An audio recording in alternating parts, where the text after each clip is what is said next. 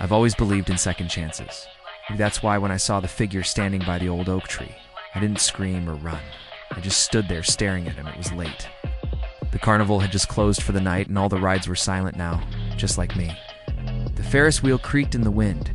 The carousel horses stood frozen mid-prance, and the roller coaster loomed like a skeleton against the darkening sky. But it was the figure under the old oak tree that held my gaze. Something about him seemed familiar, like a half-remembered dream. His hair was the color of fallen leaves, and his clothes, well, they looked like he'd just stepped out of a storybook. He looked at me and smiled. It was a sad smile, one that spoke of distant memories and forgotten laughter. "Hello," he said, his voice like the rustling of autumn leaves underfoot. "Do we meet again?" he asked, though I had never seen him before in my life. Yet his eyes, they held a warmth that made me want to tell him all my secrets. I opened my mouth to speak, but no words came out. All I could do was stare at him, mesmerized by the way the light caught his hair, by the lines etched on his face, each one telling a story of its own.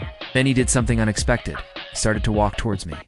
Each step he took was silent, like he didn't want to break the spell of the moment. When he was close enough, he reached out a hand, not to touch me, but to show me something. He turned my head slowly, like an old vinyl record skipping on its axis, and pointed to the Ferris wheel. "Take a ride with me," he said. "Just one more ride before we part ways." My heart pounded in my chest. I wanted to ask him 1,000 questions, but all that came out was a whisper. "Why?" He didn't answer. Instead, he offered me his hand. It was warm and solid, grounding me to the present. I knew I should be scared, running away as fast as I could from this strange, possibly dangerous man. But something in his eyes, something in his touch, made me feel safe. So I took his hand and he led me to the Ferris wheel. We climbed into one of the booths, the metal stairs groaning beneath our feet.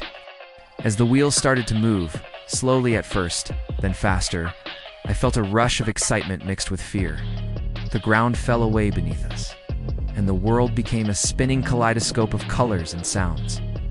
The wind whipped through the gaps in the booth, carrying with it the scent of popcorn and cotton candy. When the wheel came to a stop, and I could finally see, I realized we weren't on the ground. We were in the clouds.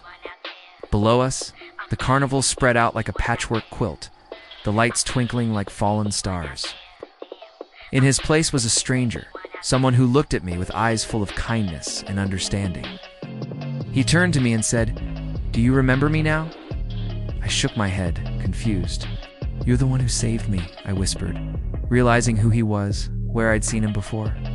It was the man from the bridge, the one who had stopped me from ending my life, the one who had given me hope when I had none. He smiled, his eyes crinkling at the corners. "I've been waiting for you to remember," he said. "I've been waiting for you to come back to me."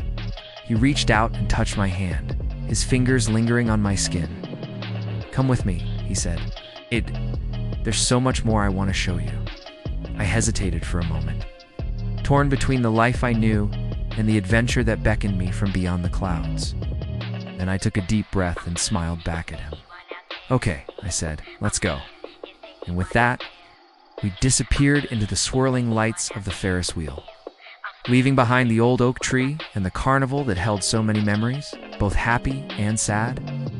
We vanished into the night, two souls entwined under a sky full of possibilities. Because sometimes, just sometimes, the most unexpected journeys lead to the most beautiful destinations. If this story touched your heart, don't keep it to yourself. Share it, because you never know who might need to hear it tonight. And if you believe every life has a purpose, drop A in the comments.